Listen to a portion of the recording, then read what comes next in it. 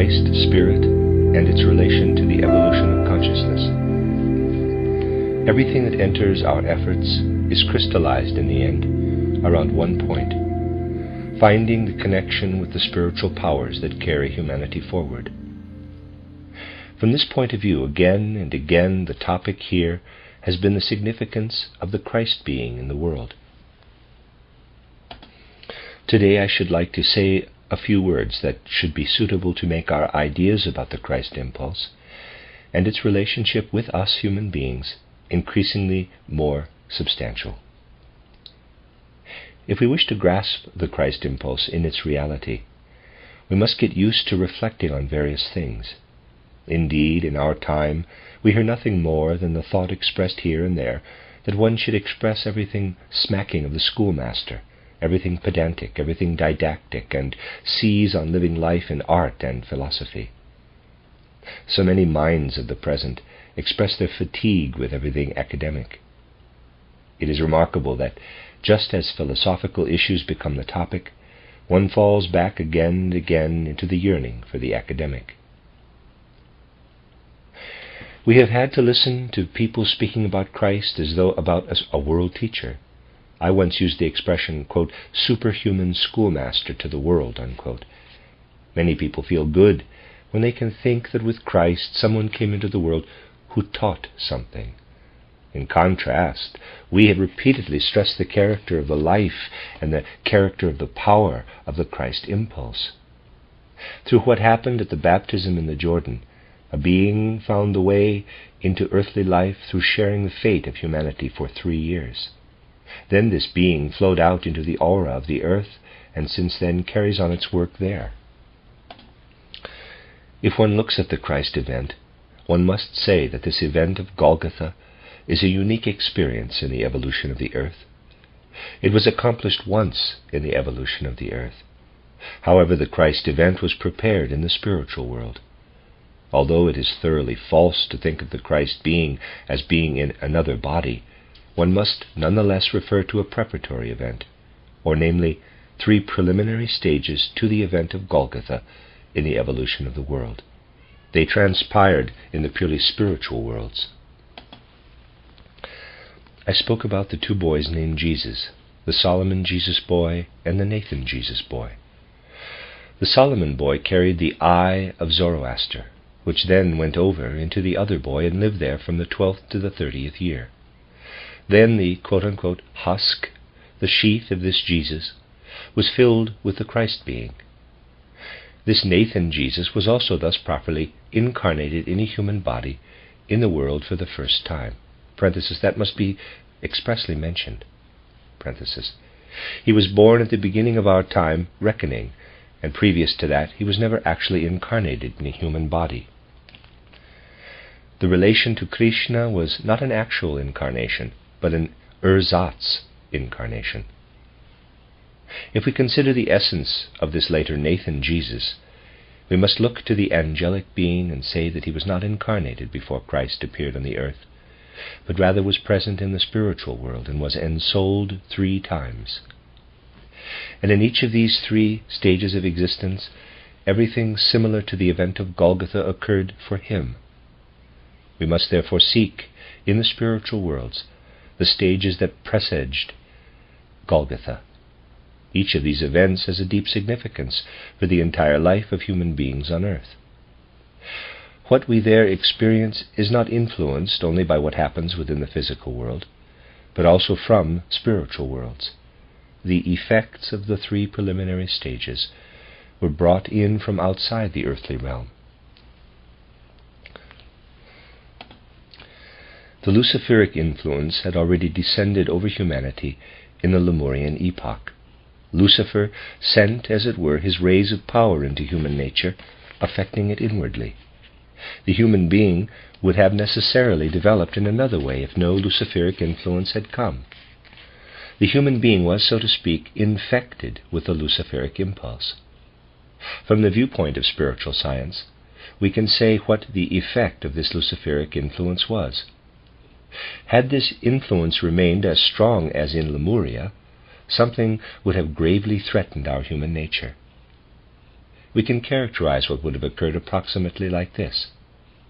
The 12 powers of the human senses, for there are 12, would have formed in such a way that the human being would have become oversensitive. The red of the rose has an objective effect on us today as we look at it. At that time, red would have pierced our eyes as if with barbs, and blue would have sucked on our power of sight. We would have been oversensitive. It would have been the same with hearing and the other human sense impressions. We would have been able to perceive nothing without feeling pain or desire. That was what confronted humanity through Lucifer. The beings of the upper hierarchies saw this. The Nathan Jesus who lived on earth at a later time was present as an angelic being in the spiritual world during the Lemurian age, and his task was to be penetrated by the Christ being.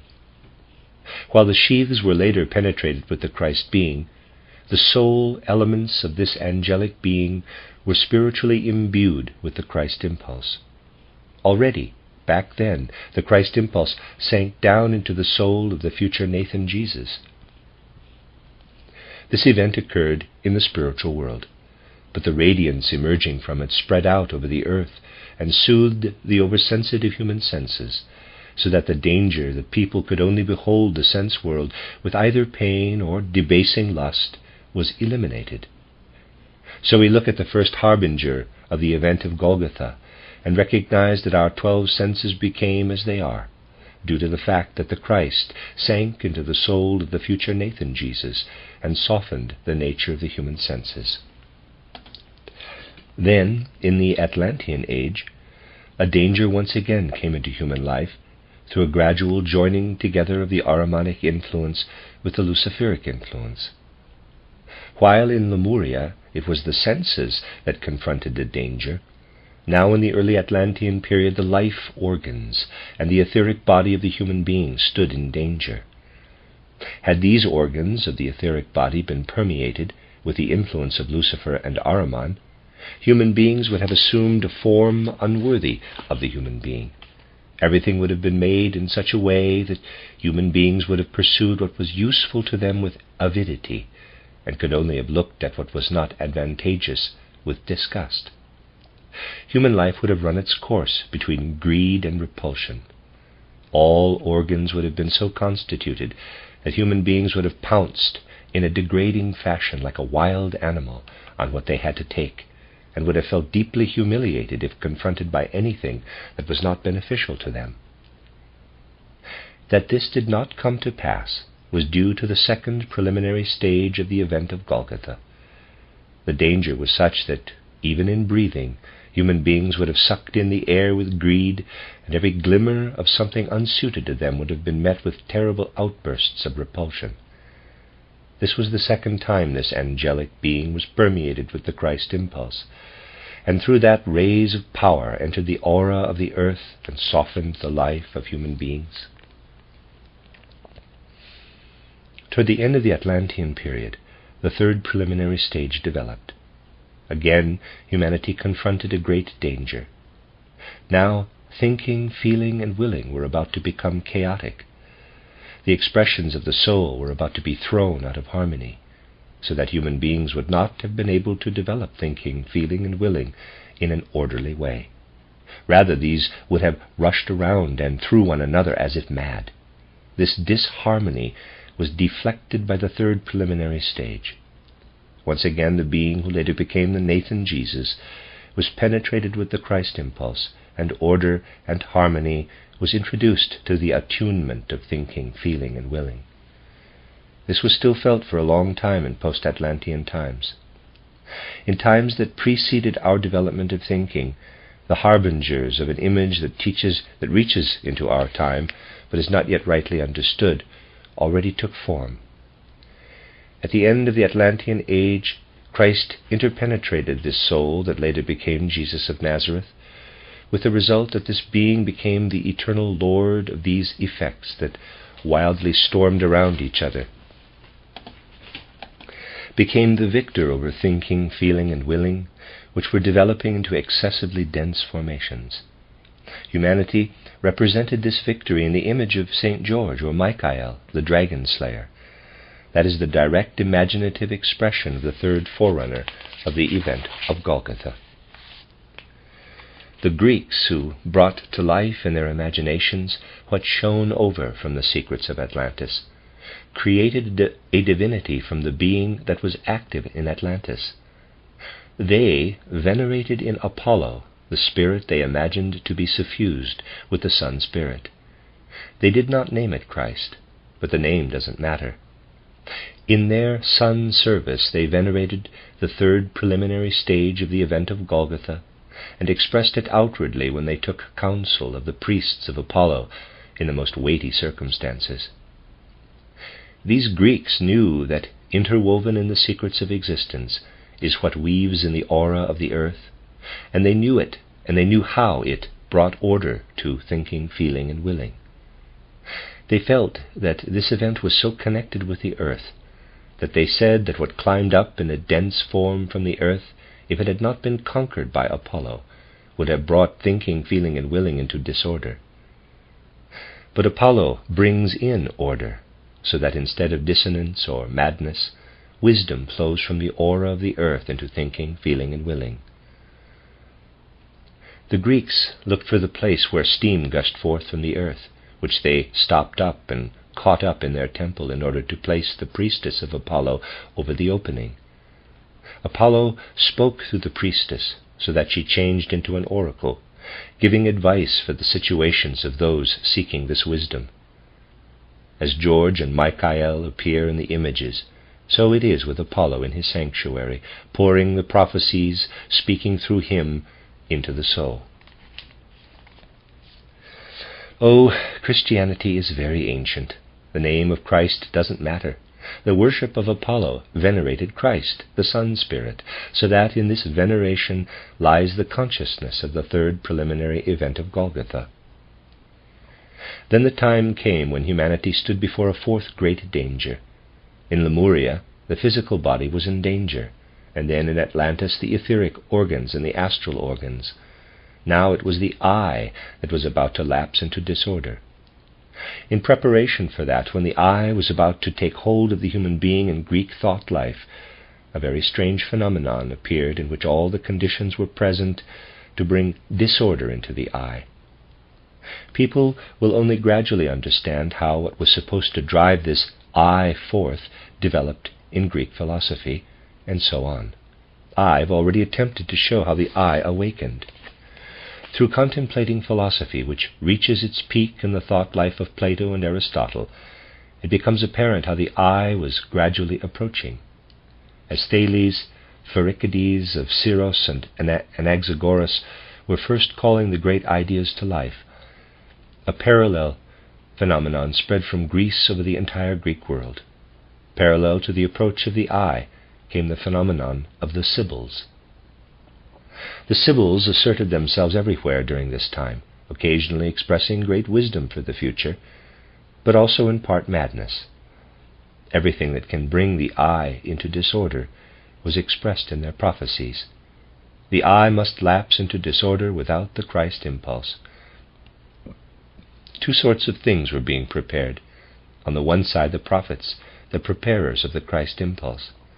They sought to receive the young Christ force in the deepening of the soul, and experienced in an ordered thought life what weaves through the evolution of humanity. On the other side were the Sybils, who were devoted to the external influences of the earth's aura. We encounter this opposition of Sybils and prophets in Michelangelo's representation in the Sistine Chapel in Rome. Michelangelo shows how the wind and what was connected with the elemental nature of earth were at work among the Sybils. Michelangelo shows that the danger of the eye lapsing into disorder was present with the Sybils, as well as how the prophets were at work to quiet the eye. Comparing the prophets with the Sybils in Michelangelo's pictures can guide us deeply into many secrets. How the human eye will lapse into disorder in the fourth stage is demonstrated in the powers of the Sybils. The order proclaimed by the teaching of the prophets was revealed through the mystery of Golgotha. the ordering of the eye forces in the form that the human eye learned to feel ever more deeply, not I, but Christ in me.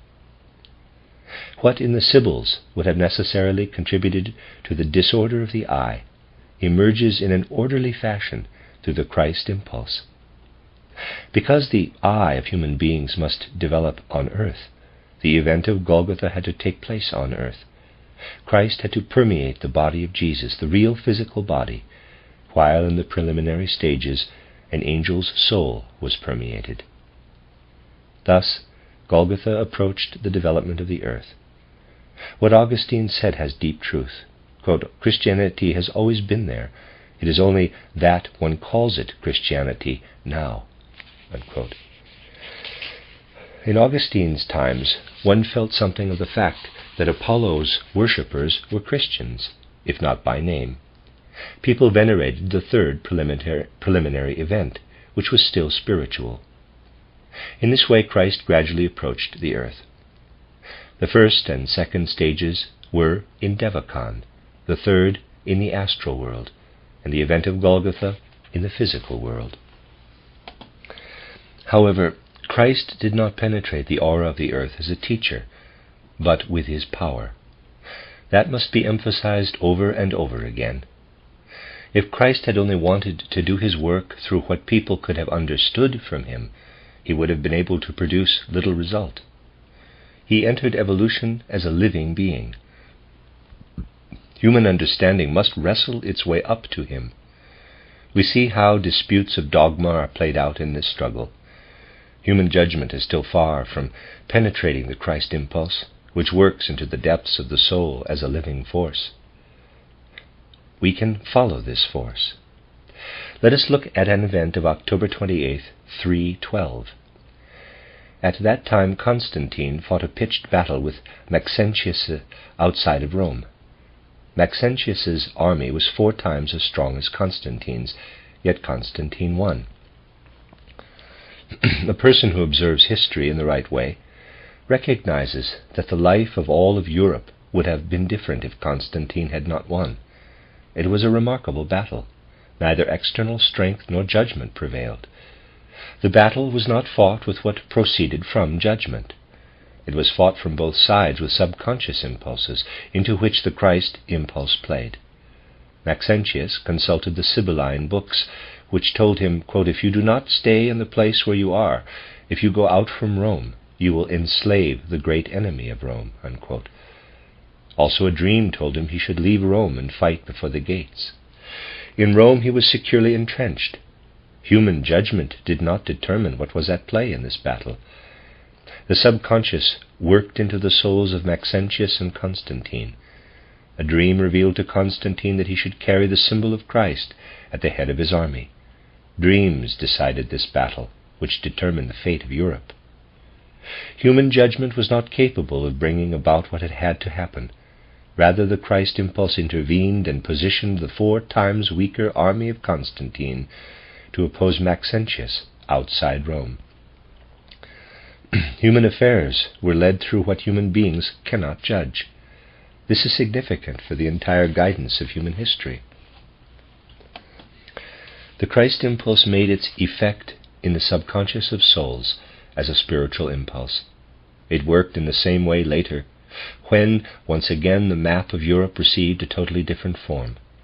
In the Maid of Orleans, if the Maid of Orleans had not come to the side of her king at the decisive moment, all the destinies of Europe would have been different. Once again it was not judgment, but the Christ impulse, which made use of a human instrument. It is not for us to judge whether one finds this good or bad. I can show in another example how the Christ impulse works under the threshold of consciousness. It avails itself of strange manifestations, strange to a materialist. As modern spiritual life approached, there was something in its development that would have caused materialism to stretch its arms over European life to an even greater extent. If certain processes had not appeared, it might have been possible that entirely material ideas would have entered even those souls that still felt themselves to be spiritual. Already in earlier centuries, the understanding for the Christ impulse, would have declined so far that people would have doubted his physical existence. In that case, Arthur Drews and others would have had a much easier time of it. A mood spread over the most distant parts of Europe in the 16th and 17th centuries, when the danger of losing the connection with the Christ impulse was at hand, that questioned why we should believe that Christ actually lived. And it came about that the same thing happened at the same time in the most diverse parts of Europe. In almost all the regions of Europe, everywhere, it turned out that a physical person, but always a different one in different areas, went through the most diverse human settlements, villages, and cities. The opinion was circulated that this human personality, who appeared, turned out in an especially peculiar way, was Ahasuerus, the eternal Jew, who has wandered through the world since he rejected Christ. The news spread that there was a living person who could say from personal observation, quote, "I have seen Christ, he really lived," unquote. This person went in a most dreadful state, in old, worn-out clothing, through villages in the most varied places. He took part in religious services and told the story of the event for which he could stand as a witness. Bishops and abbots invited such personages to banquets and organized festivities for them. These personalities always told the same story, quote, "I can confirm for you from knowledge that Christ walked the earth, for he passed by me, and because I dismissed him like that, I must now wander through the world in this way," unquote. From what we learn from history, we have no idea how deeply Ahasuerus' story affected human minds a couple of centuries ago. There were always different individuals who saw, as if in a kind of an Ahasuerus review or reflection, Christ pass by them, so people believed them. The consciousness arose, quote, "Yes, he lived because he can tell the story," unquote. Superficial people today can ask if that should have had such a great influence as to avert the danger that Christ would be forgotten as an historical Christ. They don't know that such events happen in the world without history ever recording them. That we are today not totally bogged down in materialism is a result of what proceeded from these personalities. Today that could not happen. In certain places Ahasuerus had thick calluses, peculiar clothing, long hair, yellowish skin, and was tall and haggard.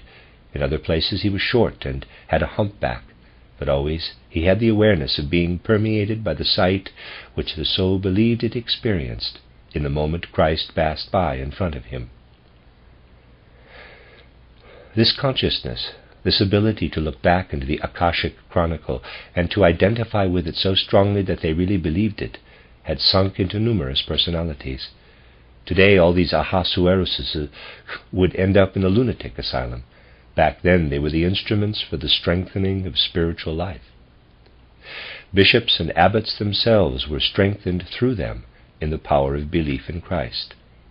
From spiritual worlds the seed of being able to look back to the event of Golgotha was planted in spiritually inclined natures. Through the peculiarity of their consciousness, the storytellers saw themselves as present in the picture. It was the true living vision of the event of Golgotha. Much more than in the upper regions of human consciousness, in which the power of judgment is significant, what came from the Christ impulse played itself out in the subconscious regions of the soul. The materialistically minded human beings of today can easily scorn such things, considering it a psychic epidemic, and ask how we can rely on what comes from diseased souls. We might like to ask these materialists what they would say when a man's so mentally ill that the psychiatrists lock him up in a lunatic asylum. Let me read that again. We might like to ask these materialists what they would say when a man so mentally ill that the psychiatrists lock him up in a lunatic asylum, but that he then begins to conceive out of his illumination of the airplane engine, which is actually an idea that people have in mind today. They would accept that from such a soul without asking whether it came from a diseased mind. That is no criterion, no argument for whether a soul is ill or not. It is a matter of testing the content of what comes from the soul. The worst thing about our materialistic spirit is that one appeals to secondary considerations and not to the force of truth.